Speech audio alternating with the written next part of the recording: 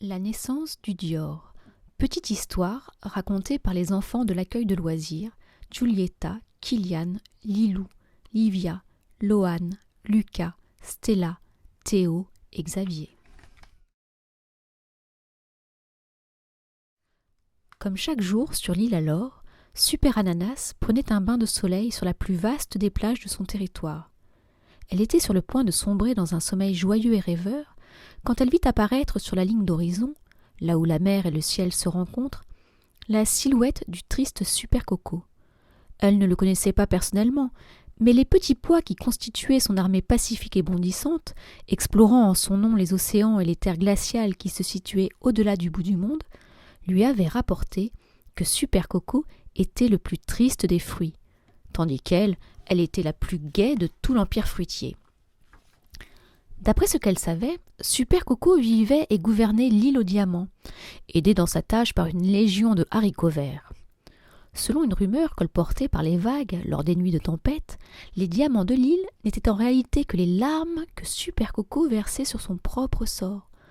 Une tristesse qui n'avait pas vraiment de cause, qui était en lui aussi troublée que le jus qu'il cachait au creux de sa coque.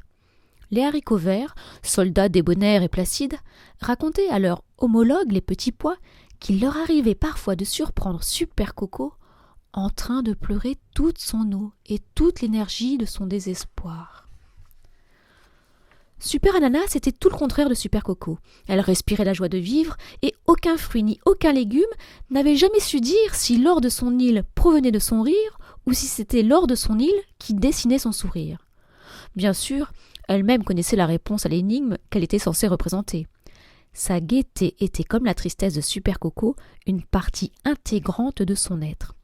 Super Ananas était heureuse parce qu'elle était heureuse. Et si tout semblait en or sur son île, rien ne l'était vraiment. L'auteur de cette supercherie était le soleil qui envoyait danser ses rayons sur toutes les surfaces possibles et imaginables, du sable aux feuilles des arbres jusqu'aux écailles de l'écorce de Super Ananas, et allant même jusqu'à se planter au plus profond de son cœur sucré et juteux.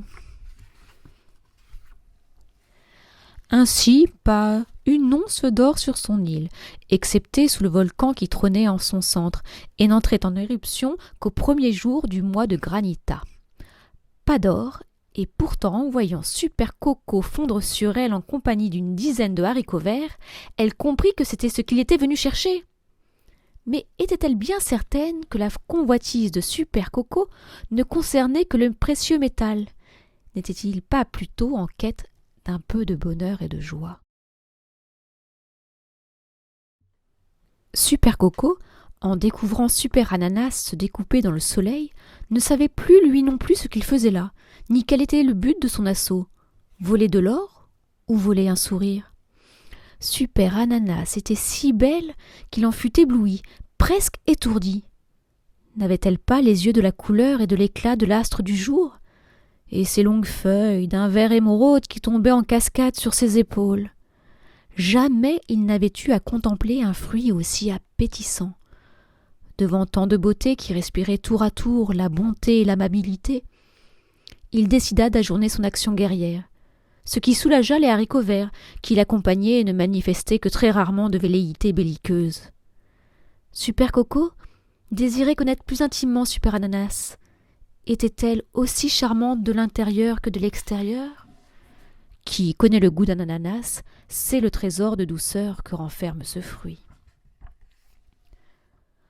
Par son empathie naturelle et son cœur tendre, Super Ananas flaira tout de suite que la méchanceté supposée de Super Coco n'était que l'expression de son mal-être, et décida de lui faire profiter de la richesse principale de son île, la joie.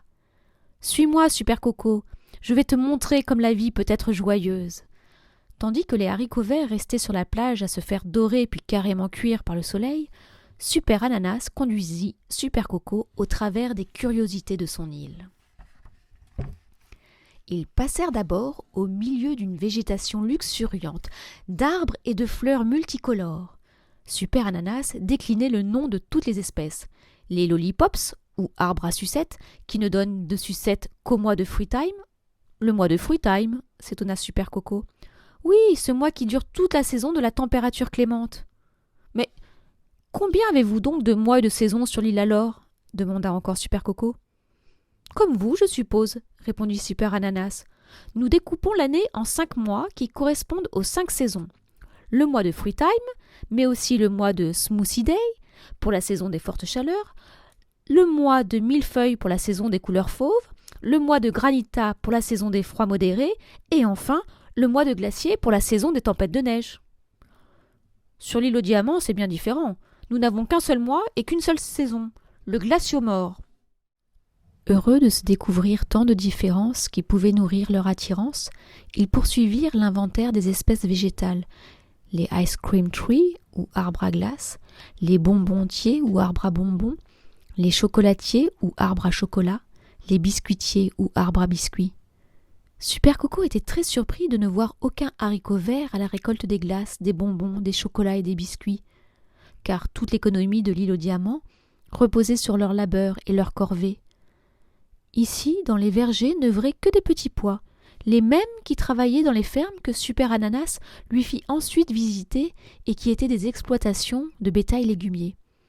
Patates cochonailles, goulues et grasses, asperges elfes aux longues oreilles empoisonnées, mais au goût particulièrement raffiné pour qui savait les cuisiner.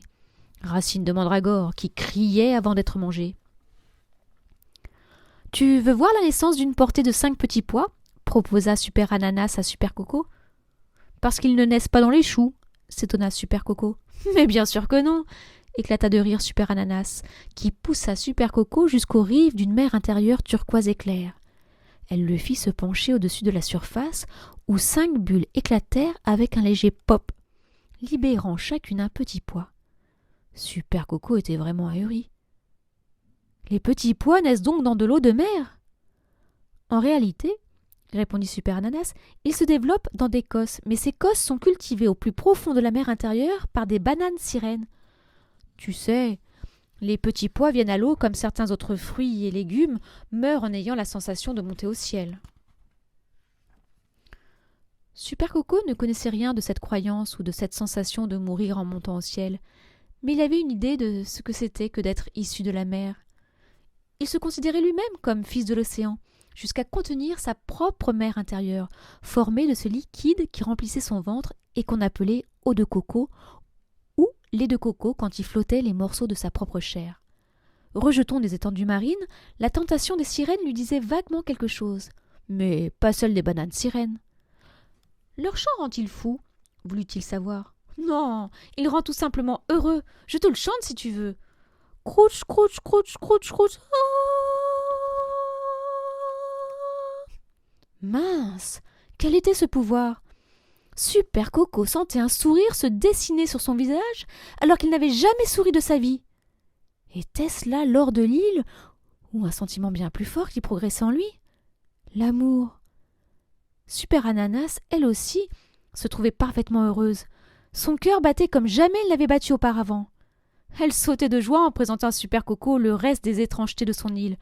Les piscines calmes de jus de fruits, les piscines à vagues, à bulles, à remous, d'eau pétillante, de limonade, de coca et de Fanta. Leur promenade s'acheva la nuit tombée. À la lumière de la lune, Super Ananas désigna le volcan. Le plus beau spectacle est celui qu'il nous donne au premier jour de Granita. J'espère que tu seras là pour voir ça. Des guirlandes lumineuses tendues d'arbre en arbre, de bonbontiers en biscuitiers, s'allumèrent ensemble et d'un même mouvement. Elles étaient formées de longues chaînes de lucioles et de vers luisants. Porté par un élan venu du plus profond de son être, Super Coco déposa un baiser sur le front de Super Ananas. Il chuchota. « Est-ce ta joie qui provoque la beauté de ton île, ou est-ce l'inverse ?»« C'est un tout, » répondit Super Ananas en déposant à son tour un baiser sur le front de Super Coco. Un petit arc-en-ciel aux couleurs encore mal définies apparut au-dessus de leur tête. La nuit passée, Super Coco invita Super Ananas à visiter son île. Pour y aller, ils prirent la voie des airs parce que les vents qui soufflaient leur étaient favorables. L'île aux diamants n'était faite que de glace.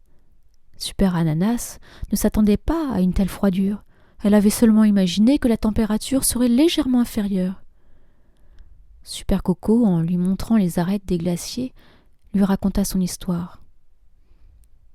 Je n'étais âgée que d'1 an et demi quand toute ma famille a été arrachée de son cocotier et chargée sur un cargo à destination de ces terres où nous constituions un fruit exotique. Un jour de tempête, je suis tombée à l'eau et personne n'a pensé à me secourir. » Il versa une larme qui aussitôt se transforma en glaçon, comme un diamant mal taillé. J'ai dérivé pendant des jours et des jours, jusqu'à ce que toutes les larmes que je versais se transforment en glace et forment sous moi une banquise qui allait bientôt devenir l'île aux diamants. À la tristesse de ce récit, Super Ananas serra Super Coco contre elle. « Montre-moi tout de cette île, bâtie sur ton histoire malheureuse. » Ils allèrent ainsi contempler les lacs gelés sur lesquels les haricots verts, qui n'aimaient pas la guerre, se défiaient au patinage artistique. Puis les cuisines centrales, où ces mêmes braves haricots verts préparaient des raclettes et des fondus. Raclettes au fromage de glace, à la charcuterie de givre, aux pommes de terre de verglas, fondus aux glaçons trempés dans un caclon d'eau glaciaire. Super Ananas fut secoué de frissons irrépressibles en voyant des haricots verts sucer de la neige aux flocons en forme de noix de coco. « Mais tu as froid » dit Super Coco. « Nous ferions mieux de retourner sur ton île avant que tu ne tombes malade. » Les vents étaient toujours favorables, mais soufflaient en sens contraire pour permettre à Super Ananas et Super Coco le voyage retour. Quand ils arrivèrent sur l'île alors, ils virent les petits pois en prise avec une horde de légumes génétiquement modifiés. Des aubergines, des tomates, des patates et des choux en ordre de bataille. Les aubergines étaient masquées, les tomates armées d'échardes, à moins qu'il ne s'agisse de cure-dents, les patates déformées par leur envie d'en découdre, et les choux verts de rage. « Vous venez pour l'or » leur demanda Super Ananas, qui n'éprouvait aucun désir de répliquer à leur attaque. « Oui » répondirent en chœur les légumes OGM enragés. « Mais de l'or, il n'y en a pas !» leur dit à son tour Super Coco. « Comme moi, apprenez qu'il n'y a ici que des torrents de rire et de sourire. » Ayant dit cela, il embrassa Super Ananas sur les lèvres. Alors le ciel s'orna d'un arc-en-ciel qu'aucun firmament n'avait encore jamais connu, aux couleurs si chatoyantes et si franches qu'elles baignèrent l'armée ennemie d'un gaz euphorisant. Aubergines, tomates, patates et choux explosèrent d'un rire joyeux et se mirent à former des rondes avec les petits pois et les haricots verts. Le mariage de Super Ananas et Super Coco fut célébré au premier jour de Granita. Tous les légumes et tous les fruits furent invités, des OGM au bio en passant par ceux qui avaient mûri sous des jets de pesticides. Au baiser qui scella leur union, le volcan entra en éruption et cracha une lave d'or pur et de paillettes dans lesquelles Super Coco crut reconnaître de vrais diamants. Un arc-en-ciel se mêla aux projections volcaniques pour un ciel féerique. Les petits pois et les haricots verts entraînèrent le jeune couple de mariés vers la plus grande plage de l'île alors pour leur offrir un pont en cadeau. Un pont qui reliait l'île alors et l'île aux diamants, qui ne formerait plus qu'un seul royaume, le royaume du Dior, où les sapins pousseraient dans la glace et où les rivières couleraient enfin fraîches à travers les vergers. Un royaume sur lequel régneraient dans la joie, mais aussi parfois dans la tristesse, les enfants de Super Ananas et de Super Coco et leurs enfants après eux, les Anacoco.